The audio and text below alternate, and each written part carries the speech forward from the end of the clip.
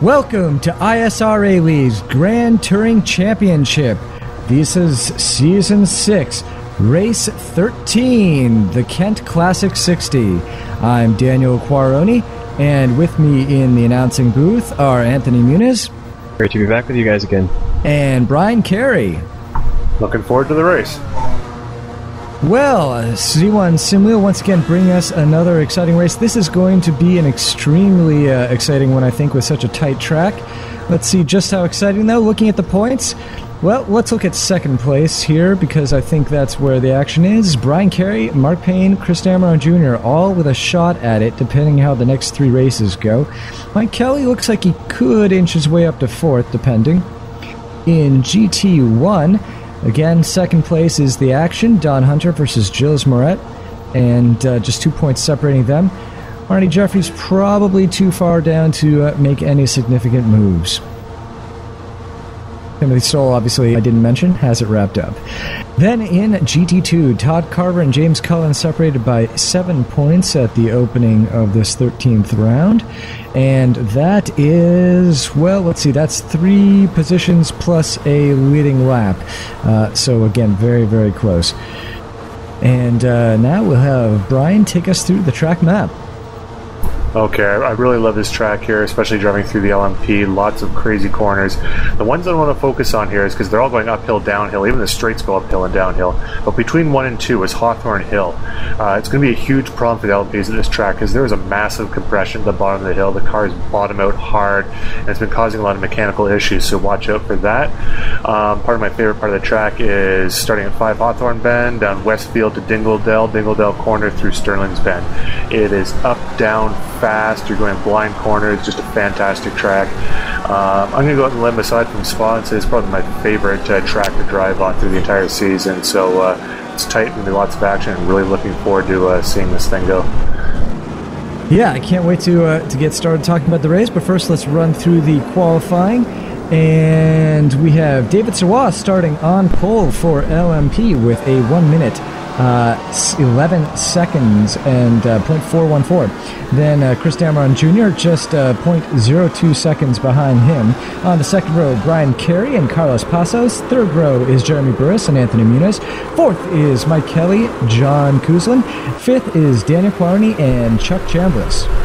For the GT1 Corvette class, Timothy Stoll grabbed the pole with a 1 minute 20.4.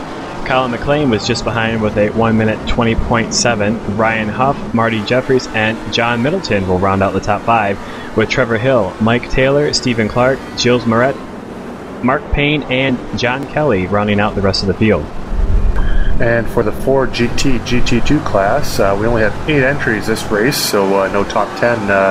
Wyatt Foster on the field, so Todd Carver takes a pole position at 1 minute 23.673, 0.3 of a second approximately ahead of his main championship rival, James Cullen. Then Mike Young and Daniel Gralti share the second row, James Mines, Matthew Voigt the third row, and the tail of the field, Gary Jorgensen and Jeff Smith, 7th and 8th on the 4th row. All right, now, yeah, you mentioned this track, lots of blind corners, and I think that's the key. Tons and tons of blind corners. We're looking at one right now as the Ford GTs cross over it.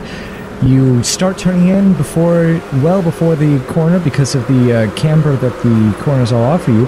And if there's something bad on the other side, here's another one. Oh, just lost sight of it. Then you don't have a lot of options. Alright, well the LMPs are getting ready to take the start here, so let's get this thing going. Pace car in, and now it's all up to David Sirwa when he wants to start it, and there we go, we're racing. And so far a clean start.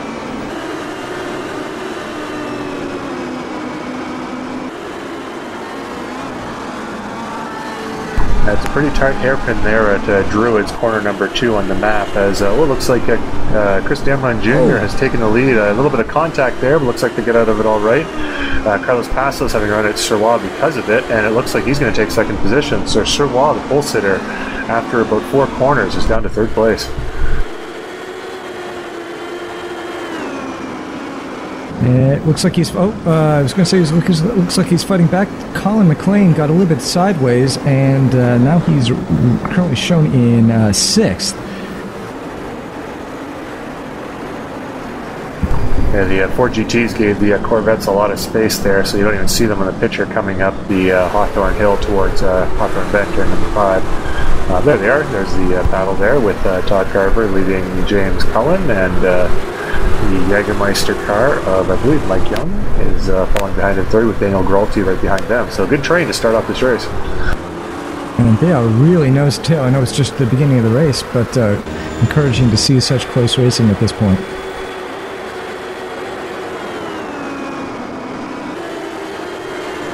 Ooh, that was a... you know what, you're going to see that a lot in this race. Wow. Oh, there's a little bit of contact. That was a...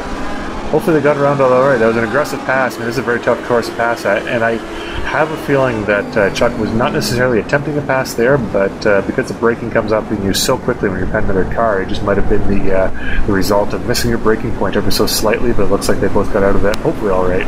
But that LMP car is made of paper, so that might have broken a lot of suspension, but hopefully all right. Well, we saw how Chambliss went off on the dirt. He was sort of angled back and had to dodge a little bit around John Koosland, who looked like he was a little off pace. I don't know if Chuck was just able to carry that much speed through the corner by going wide. It seems a little bit surprising. And Kerry with a big rotation, a nice 360 though. And back in the action. Now, Brian, was that contact or was that a mistake?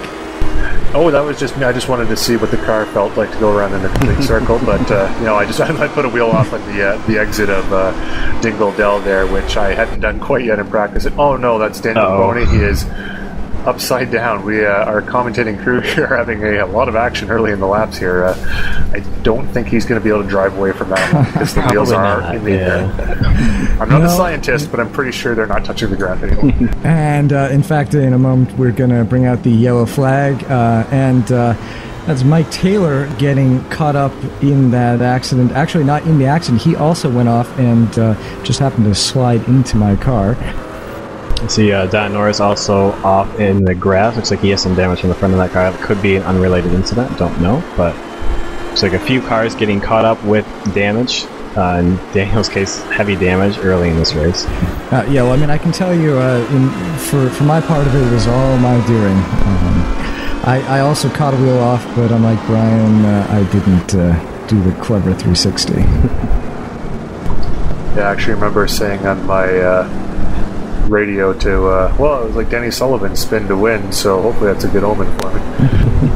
I'm very, very lucky not to have hit anything there. I mean, all of this track here, because it's so blind, and in that corner in particular, that was the exit of Dingledale corner, which is corner number 7 heading to Sterling's, and because it's a blind corner and you're going through, there's actually no exit curve there, so you don't even have a little bit of rumble to know you're getting towards the end of the track. It's like you have grip, you have track, and then suddenly you don't. And sometimes you go straight, but I must have just put a wheel off and got the thing around. But you're going to see it coming up here. Was that it there? No, I think you're coming up to it right now. This is going to be Dingledale here. Take a look at the left side of the track there. You're coming right up to the edge there. There is nothing there. It's just the edge of the track. There's grass, and the tarmac has a lot more grip than the grass does. So the moment you lose that adhesion, especially if it's only in one corner of the car, you'll spin around for sure. Or if it's a front wheel, luckily you won't spin around, but also then you're risking running headlong into the wall too. So talking about those tracks where, you know, some tracks like Watkins Glens have the wall right up against the track. VIR apparently doesn't have any walls. I never saw them from the track.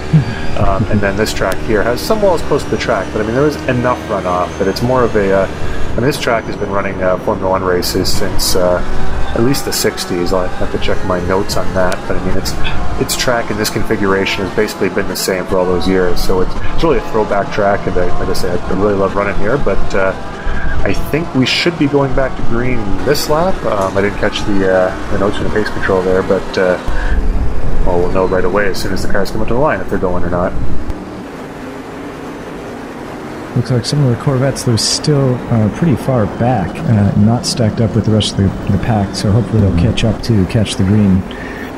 Although Stoll may be holding the pack back intentionally.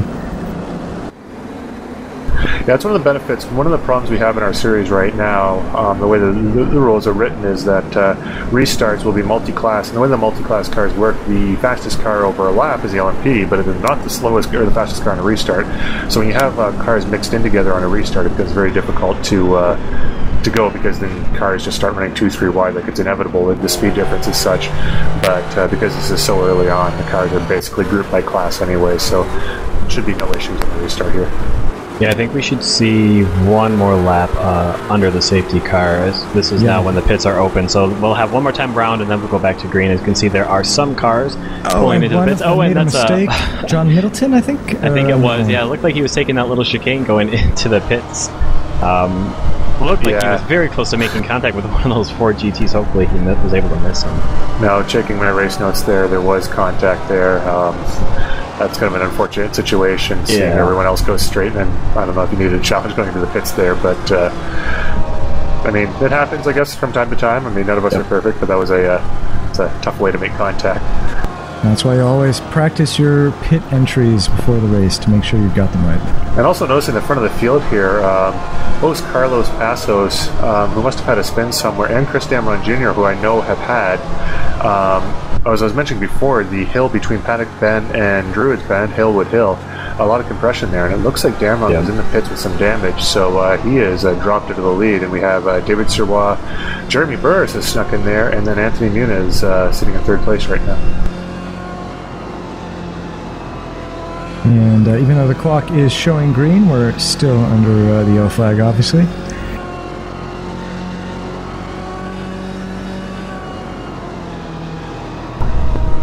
And as a practical, technical matter, I'd just like to point out, I know I mentioned it before, but our commentating colleague here, Daniel Cloney, has actually, this is not just generated from the iRacing replay, it's a program he set up to actually do the directing, which is a pretty fantastic program.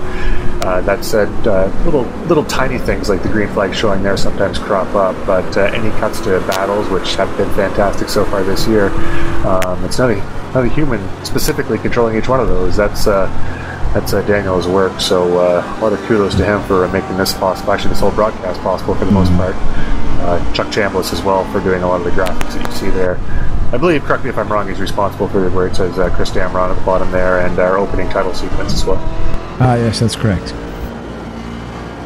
Now we're going to go green with the pace car finally in the pits.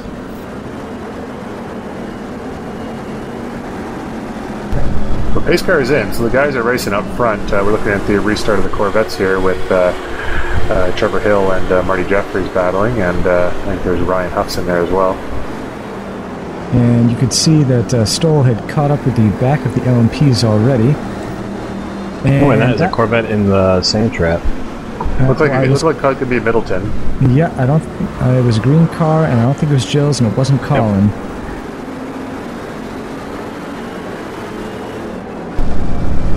Now the graphic is saying Chris Dameron Jr. currently 12th. Well, correct there. I think we saw him in the middle there somewhere, but there he is. There he is.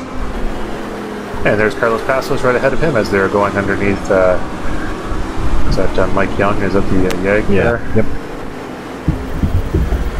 Looks like there's also Brett Riles just behind them, so quite early for the LMPs to be getting. Ooh, and that was a close call there between Carlos Passos and Todd Carver. Oh boy! Oh, and that was an even closer one. Wow. Yeah, see, this is, like I mentioned before about the classes mixing up, those guys that had problems had to pit and were able to repair, but they got stuck behind some Ford GTs. So it's one thing lapping the Ford GTs when they get a blue flag behind them, but it's another thing at all when they're racing at speed and then you come up behind them at a great rate of speed. And you really got to be looking at the road ahead of you, especially on this track here. So not a lot of external cues at one of those LMPs behind you until they stick their nose in there.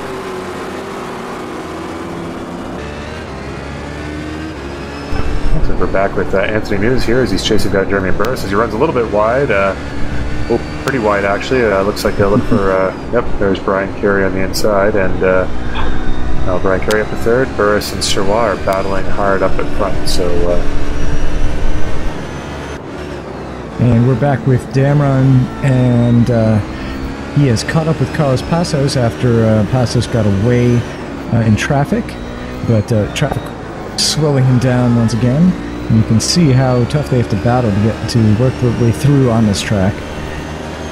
Yeah, these are two of the more aggressive drivers. I know I've contrasted driving styles before, but two of the more aggressive drivers in the LMP. Now they're slicing through traffic and racing for position, so you get visual representation about how they're able to cut through traffic and race each other, as Carlos gets a little bit of an advantage going through the traffic there, and we're now on board with Trevor Hill. As you should see, Chris Damron Jr. fly at the inside, and ooh, that was a... I think that was some contact there between Damron and Trevor Hill. Looks like Colin McLean was able to take advantage of that contact and sneak by. Also, looks like another Corvette, I missed who that was able to sneak by. So, Trevor Hill getting the bad part of that and losing a couple positions. Yeah, and I'm not sure exactly what happened here where the contact started, but Trevor Hill started drifting a little bit further over to the right, a lot sooner than you'd expect the actual racing line to be. So I don't know if that was driver-aided from behind, or if that was a result of the contact, or if he had just moved over without realizing that the LMP was coming up the inside. Ooh, Chuck Chambliss getting a nice four-wheel drift there, coming around Surtees. That's Burris doing the wall slam this time, and looks like he stopped, so the camera didn't pick up where he stopped or if he collected anyone in that, though. And that was second place. He was running in second place, so he must have just come out of that corner a little bit too quick. And I've done that many times in practice, where you take that corner too fast and you go and hit the wall. But look like, oh yeah, he's running again. So it doesn't look like race. Well, could be race ending damage, but he's able to at least continue and try and have some of that repaired in the pits. Yeah, I mean he's heading back to pits right now. He's getting passed by Corvette, so it's not looking good for Jeremy there as far as car damage goes. As see, Chris Damron keeps having looks at Carlos there, hoping to force Carlos into a mistake, but Carlos holding his line and hitting all his apexes. It's going to be LMPs by themselves. Very, very difficult to make a pass here. There's really not a lot you can do to get a really great run on someone. As I say that, Chris seemed to have been making a pretty good run on him, as Trevor Hill is now off the track for that contact before, and we've got some 4 GTs coming up on him. Action just happening left, right, and center on this track, which I was totally expecting.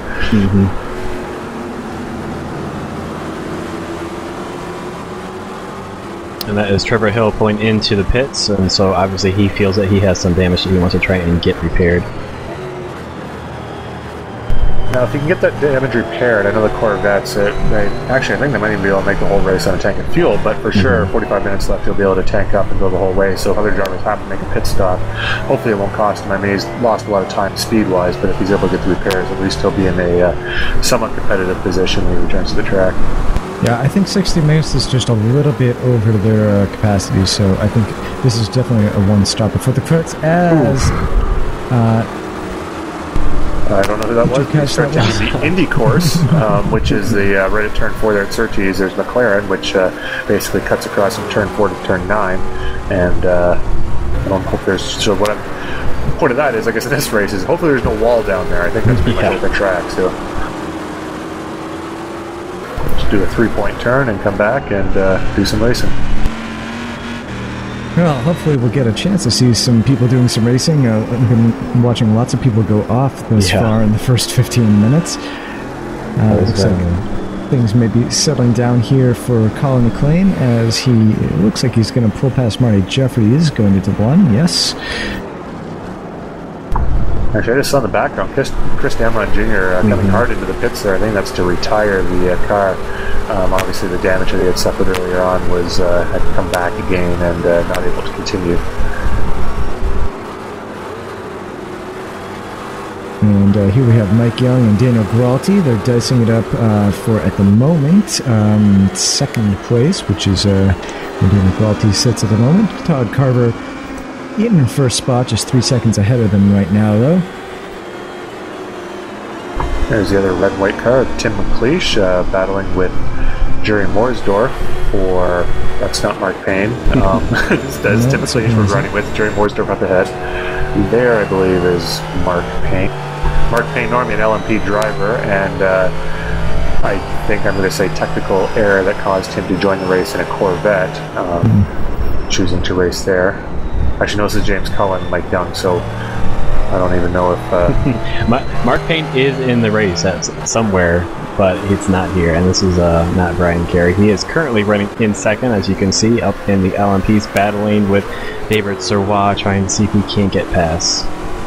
And that's Oh, there's a 360 Mike right Young, in that. yes, between Dingledale and Sterling's, just like Brian Carey had done previously, as Brian goes by. There's Anthony Muniz battling Mike Young for. There's a battle for third place right now.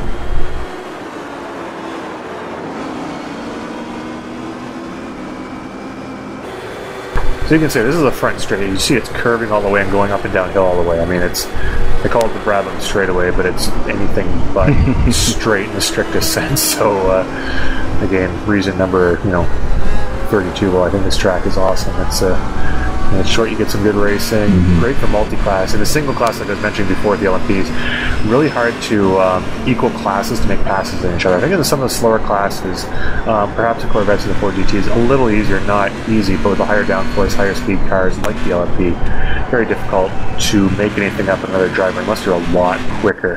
And because of that, I like it in the multi-class. It really gives the guys a chance to you can battle back and forth. There's enough runoff room on the side, and see some good action here as you're back on board with Brian Carey, which is me, I don't admit. Making some way through. And was that that was Gilles Moret in that Corvette. Looks like he I don't know if he got a little sideways or if he pulled out of the way to let Brian Carey through, but definitely allowed him to make up a lot of time on the race leader David Serrois as he was held up going through that corner. As we go back to a little bit farther back in the pack, the battle for third. So yeah, we're just going to get you to have to ignore those graphics up on the screen. Unfortunately, not really related to anything we're seeing on the TV right now. So we'll try to keep you up to date as much as possible for those of you who are unfamiliar with these cars and haven't followed the series. That's Mike Kelly in the red and white Chevron car. Anthony Muniz in the, well, what do you have on there? I guess you could call it the black and red Kaiser Racing car, I guess. And I believe that is... That's Mark Payne and Ryan Huff right there. So Mark Payne here's Mark Payne. Okay, we knew he was here somewhere. Finally found him.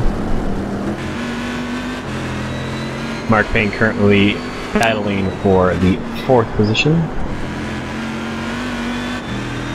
Yeah, it's Ryan Huff ahead in the SRN racing car. I think it's number 41 up ahead. Marty Jeffries, his teammate, I believe has the primary. I think it's the red stripe in Marty's car. He's the number 47. So for your spotter's guide at home there, you can see the difference between the two as they are running. Oh, no! Wow, and there it is. Massive impact. I saw that one coming, and that's looks like that was Trevor Hill, I think. Did he save it? I think he hit the wall. Wow. As the LMPs snake their way through there, that was unfortunate. That I mean, that can happen here. The course is tight, it's up and downhill, and there's just one small mistake, and luckily it looks like only 2 cars damaged in that, a few more cars involved, but that was pretty rough there, I'll be honest. And that's for position. Carlos Passos is getting by Lance Snyder. And I'm assuming that Passos also made a pit stop, but was able to repair the damage that he took. Well, that's a top 4 in LMP, pretty much nose to tail after that little incident. Looks like the David and Brian had to slow up a lot, allowing Mike Kelly and Anthony Muniz to catch up to the tail of them. So this is a 4-way battle for the lead right now. Yeah, as long as you're talking about positions, let's run them down quickly because there has been so much mix-up with lots of people spinning and losing tons of positions. In LMP right now we have David Serrois leading, followed by Brian Carey, Mike Kelly, Anthony Muniz, Chuck Chambliss, John Kuzlin, Jerry Morsdorf, Tim Fleisch, Carlos Passos, and let's see, Lance Snyder. Brent looks like he is still on the lead lap, so he runs out to the LMP field. And then in the Corvettes, Timothy Stoll is the leader, followed by Colin McLean, like 3 seconds behind. Then we get to Marty Jeffries, Stephen Clark, and Mark Payne for the top 5 with Gilles Moret, Brian Huff. Looks like he's going to be the last of the running Corvettes, and then you have John Kelly, Trevor Hill, John Middleton, and Mike Taylor, who are both out. John Kelly and Trevor currently being shown in the pits. Alright, in the Ford GT2 class, it's Todd Carver, Daniel Gralty, and James Cullen. Top 3 all covered by about 2 to 3 seconds. Mike Young a further 16 seconds back and forth. Jeff Smith, 5 laps down, James Mines, Matthew Voigt, and Gary Jorgensen, I believe, have retired their cars as they are. If they're not retired, they are well down, at least 9-10 laps beyond the leaders right now.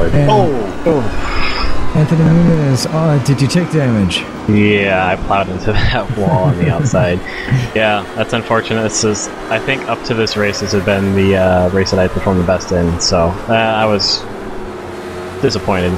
But still plenty of action elsewhere on the track. This is Mike Kelly fighting with or not Mike Kelly, I'm sorry. This is Todd Carver holding in front of Daniel Gralty. This is a battle for first position in the GT2 class. There's James Cullen just behind them, so not only is this battle for the lead, again, battle for the championship positions, as Todd Carver, I think he's got a 7-point lead going into this race. James Cullen's really going to need to get ahead of him and gain some ground back, because after this race we only have 2 more rounds left, and the way things have been going, I don't think more than a 7 or 8 point lead in 2 races would be possible to catch up for James, so he'll want to hustle it up here, at least going to the closing stages of this race. Right now, I think he's probably pretty happy having the leader in sight right now. Yep, I'm sure Cullen would like to pull off a victory here. That would really help get him, or close that points gap. He definitely wants to finish as close to Todd Carver as possible, that's for sure. And I'm just watching, going back to the LMP battle here, and we're going to ride around with Mike Kelly, and I'm just going to take you around. This is the Broadwood straightaway coming up to the start-finish line. Hopefully we can stay with him through Paddock Bend. See if you look for it to the right. You can't see it, you can't see it, you can't see it, can't see it. He's already turned in. Now you can see it. Downhill. Here's that compression I was talking about. You're really going to watch that. Quickly up the hill into Druids, around Druids, which is the slowest corner on the track, and then to Mark Payne in the Corvette. So, you saw earlier in the program here, David Sirwaz's pole lap. I know Daniel will go over all the corners quickly, and there goes Mark Payne, hard off, lots of runoff in this corner. Whoop, there's the wall, and luckily, that was not bad there, but careful in the track re-entry, because, that was close. Yeah, probably would have been a bit better off to re-enter on the straight, but gets back in on the corner without damaging anyone, and this is the top 3 in GT2. That probably looks like it benefited Todd Carver pretty well. Yep. Also, Colin, as he's been able to pull right on the back of Gralty's for GT. I think Todd Carver's had a couple close calls in that corner so far this race. Yeah, and speaking of the championship and Cullen versus Carver, one thing to note is I think that they've done. I don't know if they've had any races where they've been out, have they? Because they're so close, I think that they've pretty much finished every race that they've entered. Yeah, if they did, it would be way back at the start of the season when I couldn't properly remember. So they've been very consistent, always up at the top of the field. They've been probably some of the most consistent drivers I think we have in the series. Yeah, I know from a few races that unfortunately issues that I've been involved with directly. I know that some of them haven't necessarily. They've normally been pretty close to each other, but I think even when they have been damaged, they've been able to get to the finish line. And I think a lot of the times too, once you get to about, I don't know, call it the 2/3 mark of the race, that even with damage in these cars, the field is spread out enough, and other guys have taken damage that you're not going to lose in that many places. And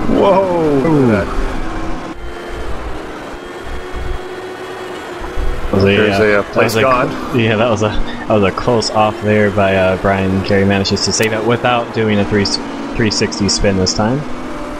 Yeah, see, that's what happens when you put the front wheels off the track there, and a lot of this track too. Once you get into the race, the first, I think the second lap where the spin was, it catches you off guard, and that's why you have the spin. And that time, you get a little bit more into the race rhythm. Knew it was happening, wheels were going off, straighten it out, let the car slow down, let the tires regain a little bit of traction on the grass, and slowly pull into the track instead of jerking it back. And whoa! See, this is the thing. I don't remember a lot of this, so it's interesting commentating on it because. Yeah, this has been an interesting battle. The top 3 are really close. Okay, now this is that's Graham Hill Bend, number 3. And as James Collins actually going up the hill down Pilgrim's Drop just now, and Hawthorne Hill is going to shoot up the hill towards Hawthorne Bend. Probably the fastest corner on the track in all classes. In the LMP, some of the guys were taking that nearly flat out, just a little feather of the throttle. especially when by themselves, which is really crazy considering the speed you're going at there. And then down Westfield Bend, which we're there, guys, now up to Dingle Dell. It's a downhill, uphill combination as we're coming up to some of the slower traffic here. And I mean, you can really see the speed of the LMPs as they're going through there. They're really dipping into the corners. You can just feel, like you can even see on the TV, the cars compressing into those corners there, and just the amount of grip you can get through there is actually pretty substantial for the degree of the corner. I mean, it's a pretty tight corner. It's just the way the car grips going through there. It's fantastic.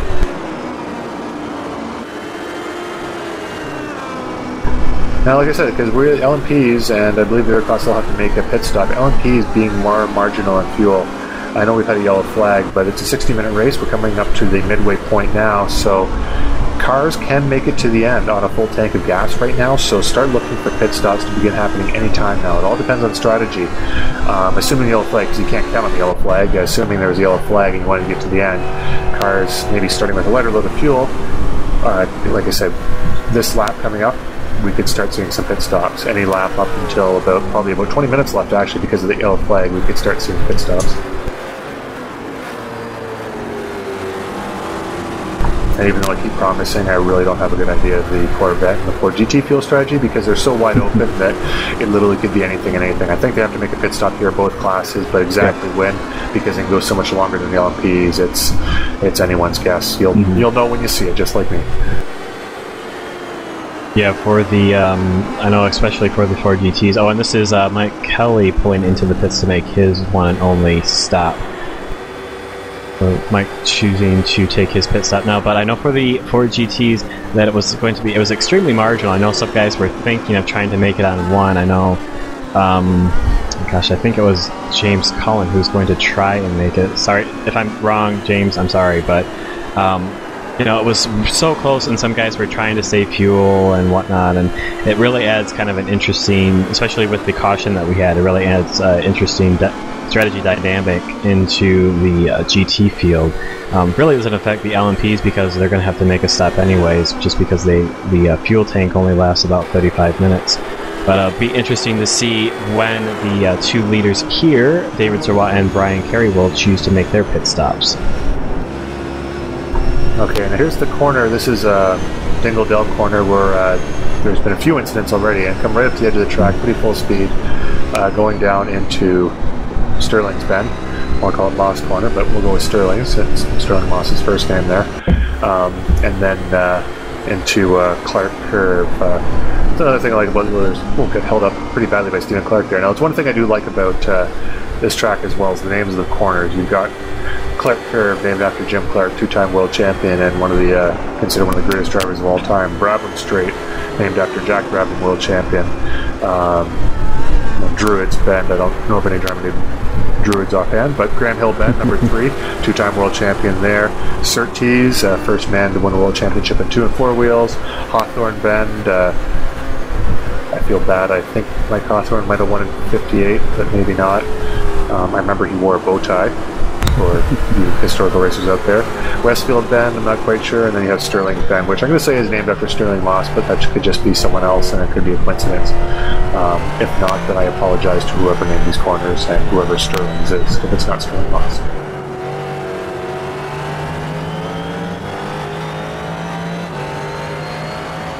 Now, in the rear view there, you could see Chambliss not able to get that top-end speed, as the LMP is unable to do, so having to make his move under braking. In this case, he was being particularly careful and only went for one pass. And in fact, Gralti able to stay ahead of him. And you can see probably here he'll get by, but that's cost him quite a bit of time. Yeah, I think Chuck must be having some damage here, because I know the LMPs don't have the same straight line speed, but I think that was pretty extreme, actually. As you know, you have Mike Kelly, who made that early pit stop, stuck behind this battle. And Chillis Moret is off there. Yeah, and in fact, you're right. If you watched also Chambliss's cornering speed, it wasn't that much better than the Ford GT, so I think you're absolutely right. He must have had some serious damage. I also think we just kind of saw it right there with Mike Kelly and his white LMP, where he got by one of the Ford GTs, and then that Ford GT kind of followed him out to either basically just trying to see where he is relative on the track to make sure he sees his braking point. And so if Chambliss is down on speed, he may not be comfortable pulling back out in front of that Ford GT to then go around the next one. And so just playing it a bit more cautious. He's currently being shown in second, but that's of course because of pit stops. But I think he's probably, after pit stops cycle through, he'll be around mid-pack, maybe 6th or 7th. So currently not in any heated battle, so there's no particular reason to force an issue when you're not racing.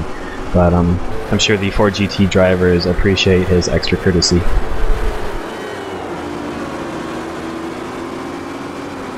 Now here we go, Jordan Kuzland in the blue and white LMP there at the head of the picture as we look at James Cullen. But John Kuzland probably, again, I've mentioned the last race, he seems to be able to go the longest and take a gas. So look for him to make the last pit stop as we go back to the battle of leaders here with David Sirwa leading Brian Carey. Let's see, there's Jerry Morsdorf coming up behind them. Jerry Morsdorf chasing down John Kuzland, who got a little bit ahead due to the Ford GT battle there. But Jerry also goes late on pits. As I say that, Jerry jumped into the pits. So pit stop for the Warpass Racing machine there, number 42. Now, you had mentioned Cullen said he was going to try to make it on one tag. My recollection was that he actually ducked into the pits during the yellow flag. It was just on lap, well, I guess it was third lap, if you include the yellow. So what was that, about, I don't know, 5 minutes into the race? Yeah, it wasn't long. Oh, one thing I'm also noticing here too, which I didn't realize, is you see there's an R in the dashboard there. That's just because due to the replay you can't see what gear that car's running in right there. But if you look at the left-hand side of the screen, just under that blue 0 when the hands come down on the LMPs, you'll notice you'll actually see their last lap time. Now, these cars were lapping by themselves and qualifying at about 1 minute 11.4, I believe, was pole position. So in the race, if you're looking at that and you see anything in the 1 minute 12s, I mean, they're moving pretty good as far as race pace goes. So just a little thing to look for if you go on board with an LMP game. And car, which is James Cullen in the 56, a lot of zeros on there. So. Yep. And he went wide there to give room to Tim McLeish. So not a real driver error, just trying to avoid contact. That's one thing too with the slower cars here around the track, because it's so tight and so fast that sometimes, and it's actually more possible here, surprisingly, because of the camber and the corners, you're actually able to take a little more lines. It's a narrower track, but it's a multiple line track in many areas, and just as long as you're prepared for it, if you know a faster car is going to be behind you, you're able to apex just a little wider and be able to on the outside without losing much time. Where some tracks which are wider tend to be more one-lane corners. So you don't have that leeway in letting a faster car by through the corner, because going offline by even car width equals a loss of a massive amount of grip. As you can see here, James Cullen was able to stay wide, let the LMP through, and basically dive down, not the ideal racing line, but he probably didn't lose more than a tenth or two of a second there, letting that faster LMP through, and everyone continues racing from there.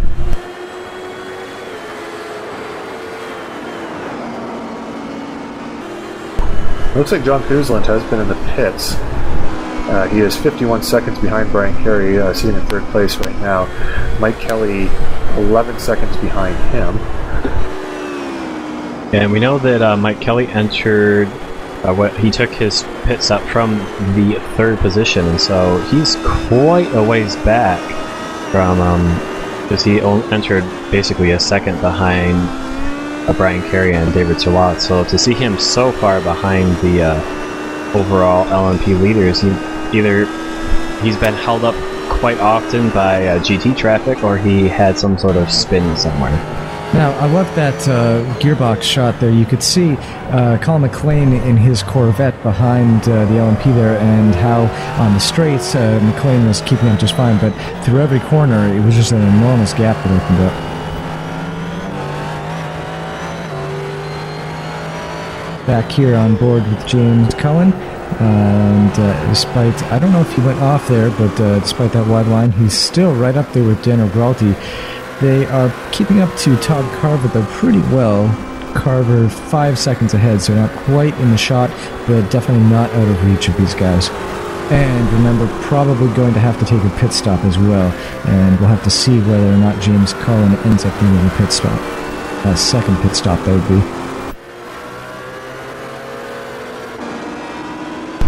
Alright, back up to David Sirois. Still not made a pit stop. 23 minutes left, so expecting these front guys to be making pit stops anytime as David enters the pits. Perfect call. I am a genius. You see, Brian Carey, though, decided to stay out at least another lap, so I'm assuming that David has run his fuel to the raggedy edge and is filling up now, so Carey getting a little bit more fuel mileage out of his machine.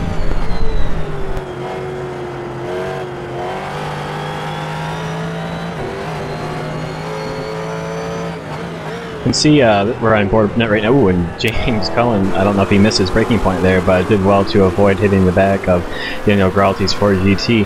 But we've seen the GT cars quite often take that outside curbing coming out of turn 1, and that's really something that you're not able to do, or at least something that you want to do in the LMP, just because those cars are so low. And I know we had a fair amount of issues in practice just coming out and holding your normal line, staying on the road.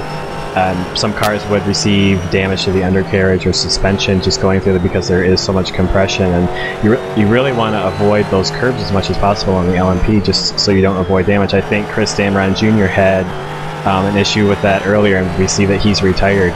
Was it Carlos Paso? There was one other at least one other LMP that had a similar issue, so the GT cars have a bit more, I guess you could call it a couple more options as a line coming out of turn 1. Yeah, I know there is one more LMP, but it hasn't happened yet, so without risk of seeming clairvoyant, I won't divulge that until it happens. Again, for those just joining us here, all three of us have been in this race. We know basically what happens in the race. A lot of this, like this, I mean, we're busy doing our own race here, so this Ford GT battle, I mean, it's all new to us, and it is fantastic here. These two guys are really going at it. I have a feeling that James Cullen does have the pace on Daniel Gralte, but not enough of a speed difference as Daniel's not making any mistakes to make it by, so yeah, you really got to. Todd Carver's got a 5-second gap now, which is pretty significant considering the parity between these two drivers. Yeah, it'd be hard for James to make that back up. Yeah, well, remembering that Cullen has pitted and Carver has not, and that's going to, I think, be the element. And if you remember all the way back to the beginning of the season at Spa, we saw a similar battle between these two drivers, where it was getting towards the end of that long race, and we saw Cullen basically trying to drive the wheels of the car, and Gralte, however, had a bit more of a smooth style. He was getting through the corners without getting getting the tail out or anything like that, and managed to stay in front. So I know that Cullen definitely has speed, maybe not quite as consistent as Gralte, and that's helping Daniel Gralte to stay in front of him in that second spot. That may be, but I have to say, from the onboard shots we've seen of Cullen this race so far, he's done a pretty good job of keeping him in check. Not with his usual wheel song. And here we have Brian Carey and Tim Leage both exiting the pits. Brian Carey still being shown ahead of David Sirois, significantly ahead. No, there we go. Now the gap dropped. Okay. So now the gap now is 10 seconds between Brian Carey and David Sirois. Carey is still in the lead for LMP. Yeah, that's right. That he did enter the pit stop behind David Sirois when Sirois made his pit stop. Yeah, I was just going to point that out.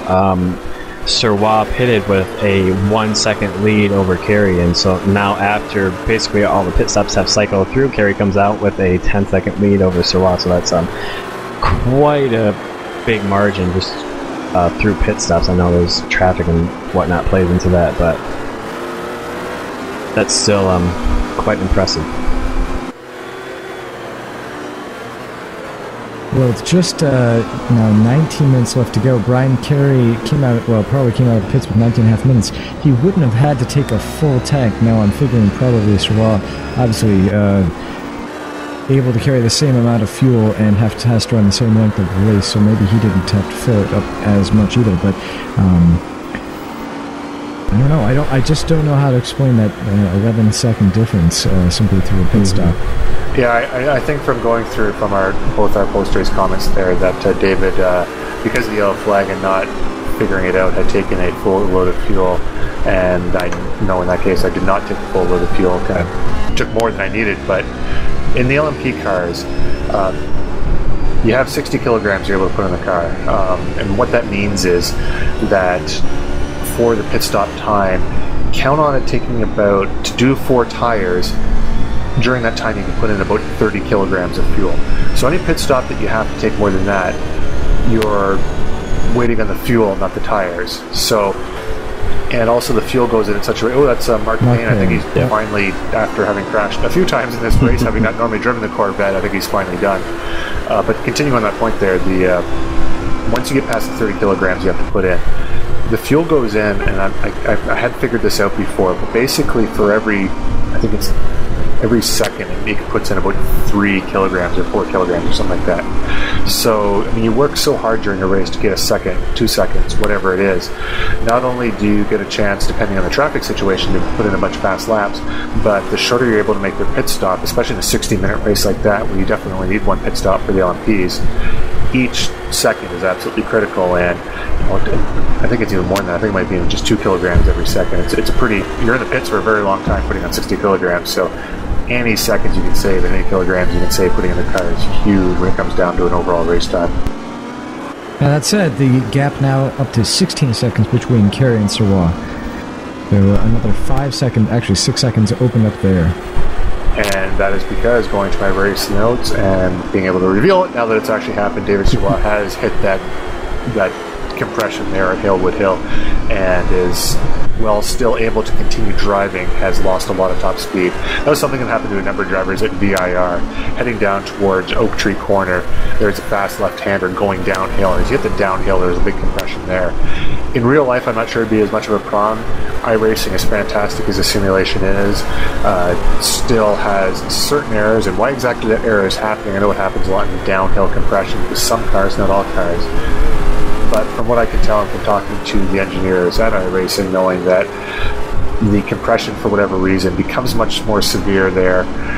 Because it's much more severe on these LMPs, it's compressing at the rear of the car, which, if it happened in the front of the car, it would probably launch the car up into the air, but at the rear of the car, it just hits the rear so hard that it actually damages the engine, and you end up losing a lot of horsepower, and sometimes having to pay for repairs. Sometimes those repairs are impossible to fix, and you're ending up either having to retire or driving about 30 kilometers an hour slower, which in the slowest car, top speed-wise, in the LMP, that's really a hindrance.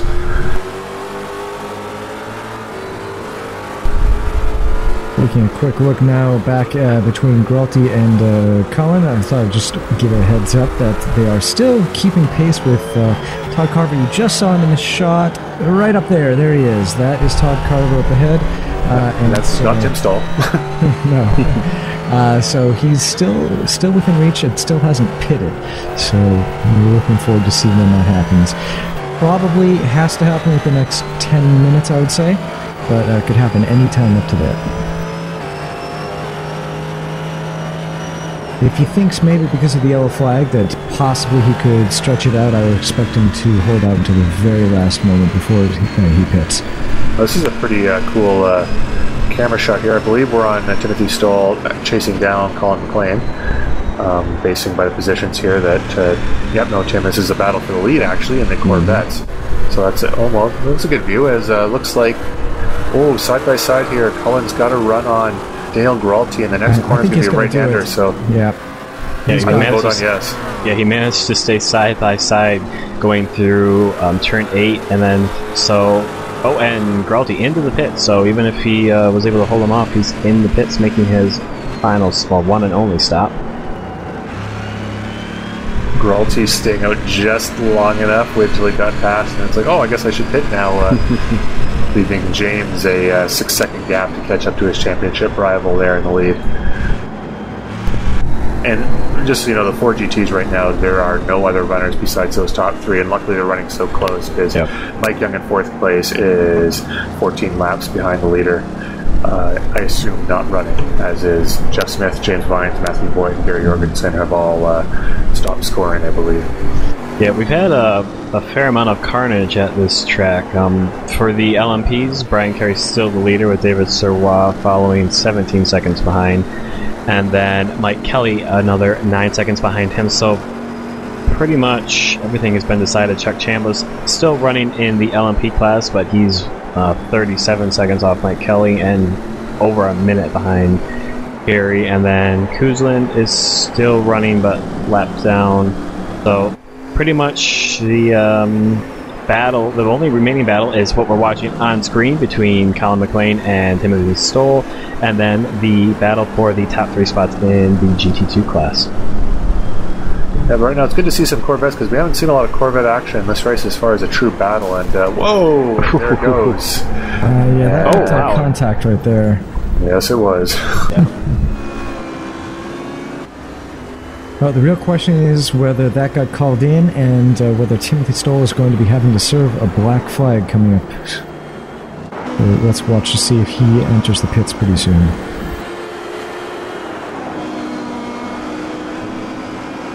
We saw Mike Kelly really on the edge there going through Westfield Bend, the 6th downhill. Oh, and there's someone off. That's a...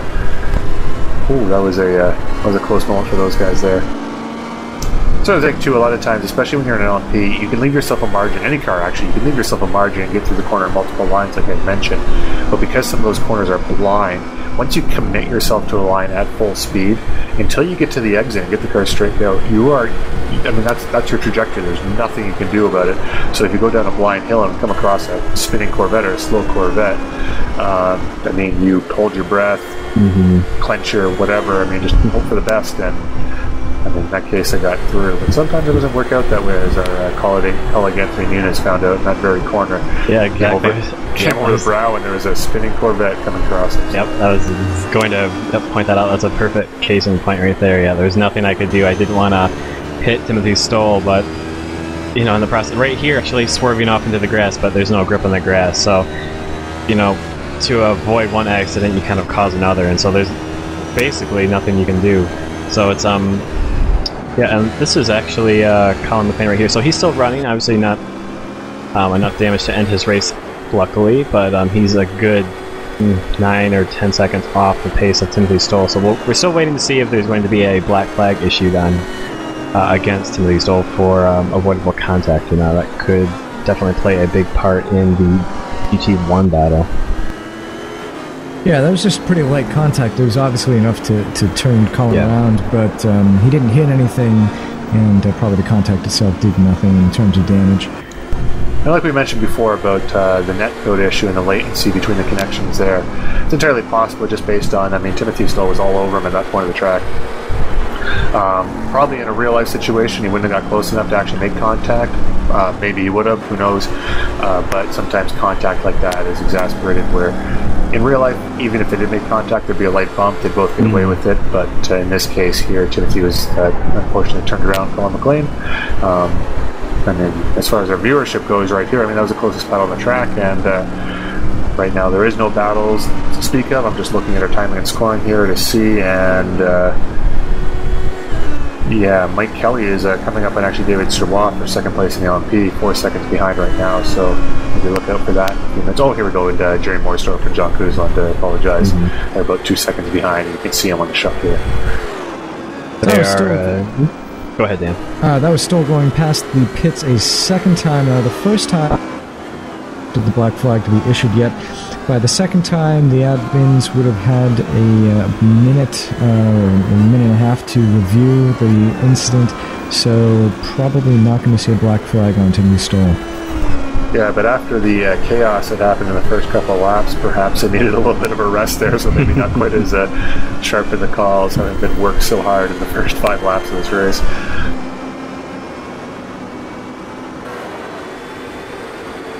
Now watch the difference here. You can see Kuzlin versus Morristorff. One before one in front of the Corvette and one after, and they were both about equidistant there, and now Kuzlin... Oh, and as I'm talking, let's see, we have John Kelly off into the wall. That was a big one, too. I don't know how he went off the track so fast at that point. I think that's the final corner there. I think, or maybe that was Paddock Bend. That might have been turn 1. Actually, no, I think that was Paddock Bend in turn 1. Yep. So yes, I know exactly how that happened there, come to think of it, because this is the final corner here. It's not as easy to go off wide there, at least on the entry, but as if we stand Mike Kelly here, as he's battling Coos, no, he's lapping them, but right here. No, this is Jerry Morsdorf actually battling with John Coos. Oh, that's right. I should know him by now, but that's incorrect. But yeah, there we go. Okay. Anyways, but going through that corner there, right on the left, there's a little bit of grass, and if you catch that just right, because the corner drops away right at turn in, that you could have a pretty big accident, as we saw John Kelly do. Mm-hmm. Yeah, my first race with ISRA, way back in the day, I think that was season 2. I put it off a Corvette into the wall right there. Exactly. That was like a flash from the past for you then. Mm-hmm. So if you don't hear it from Daniel for a little while, he's just shaking in the corner of the field position. Well, that happened.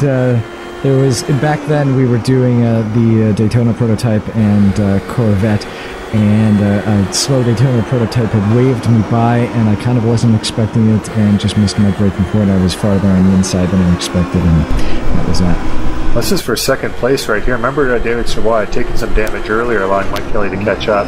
I don't think David's handling is suffering very much, but I don't think he's got the engine power that Mike does. So look for him to go have a run. Oh, and there he goes. Yeah, right there. Not even a contest, and I mean, David knows that he's not going to be able to fight him off. Good spot on the track to let him by, and looking at the map here, Chuck Chambliss in 4th place.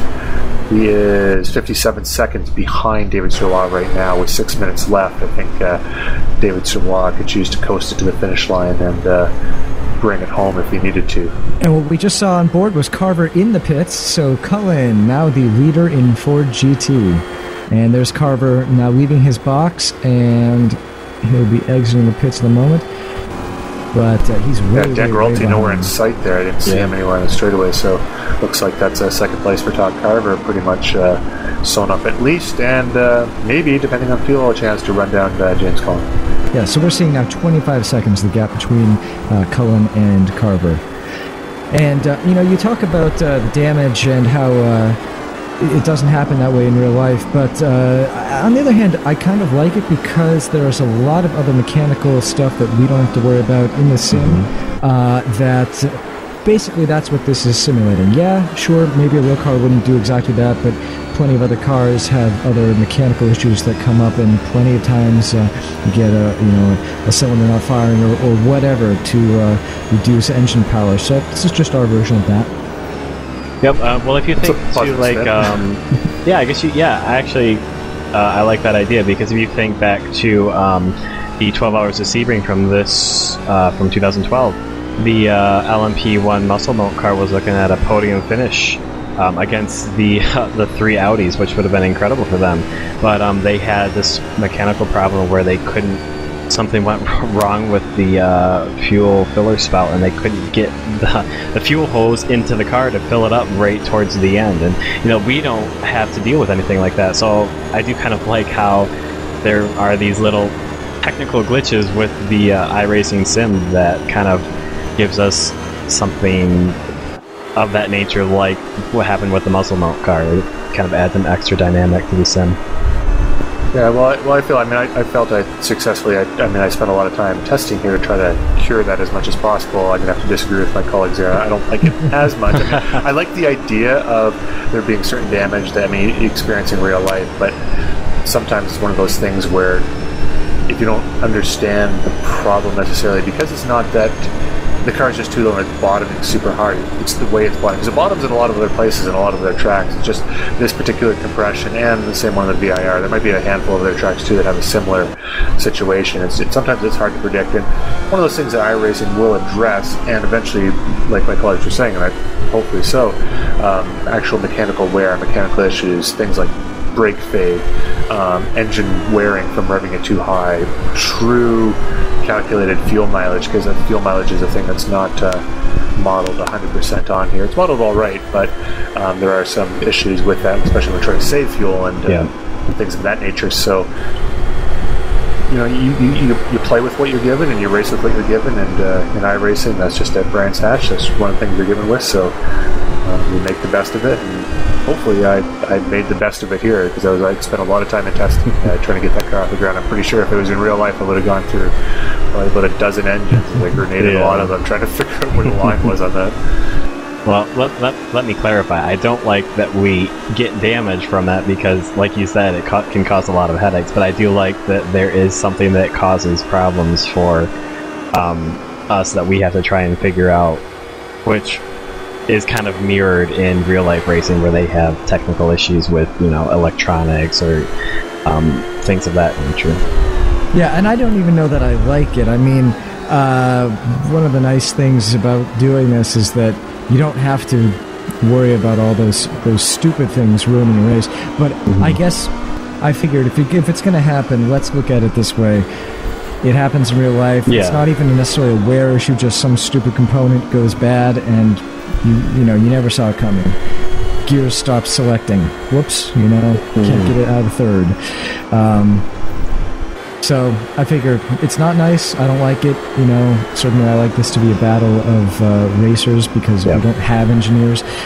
But if it's going to happen, let's spin it that way. Yeah. Let's look at the glass half full. Yeah, we'll look at it with the glass half full attitude. Now, as we've been spinning it, we have just 2 minutes 10 seconds left on the clock.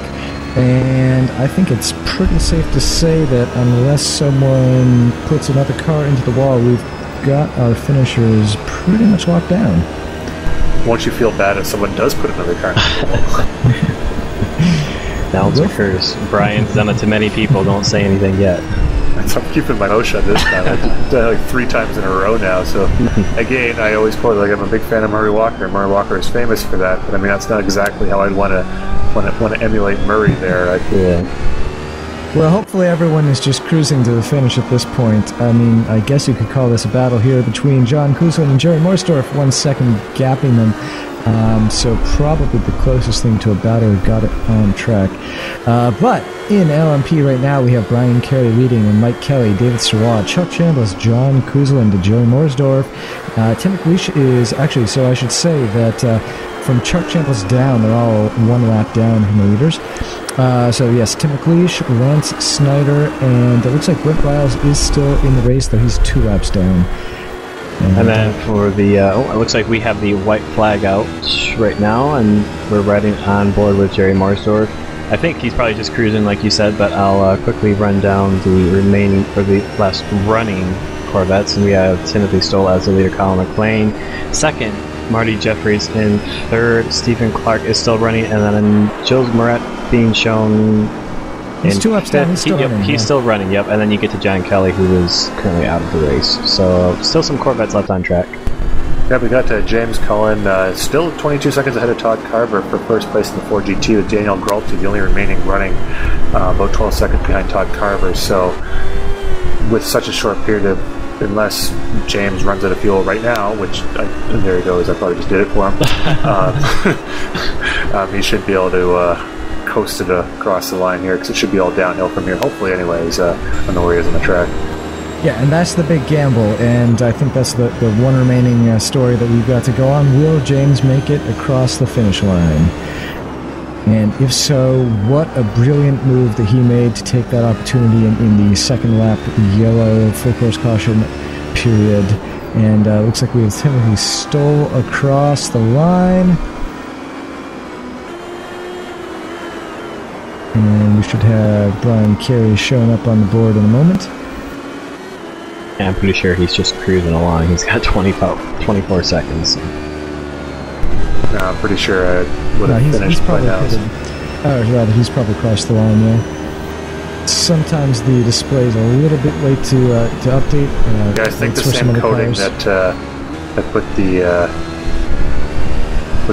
wrong graphics up is this is just basically a graphic here. So race is over. Looks like as we got, well, I shouldn't say that, because wait a second, is that Lance Snyder heading up on Tim McLeish? Didn't see this all race. And here for the last corner, he's not going to do it though.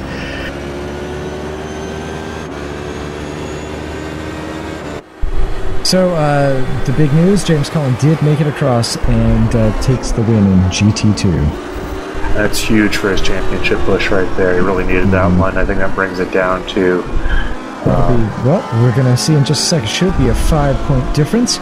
Meanwhile, I think the gap between Brian Carey and Mike Kelly opened up quite a bit there, even though it should only be a 2 or 3 point difference.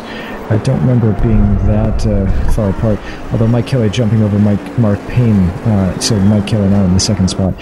Timothy Stoll, no big surprise, he's got that locked up. Let's see, Marty Jeffries, Don Hunter. Well, Don Hunter not in this race, so Marty Jeffries getting the points.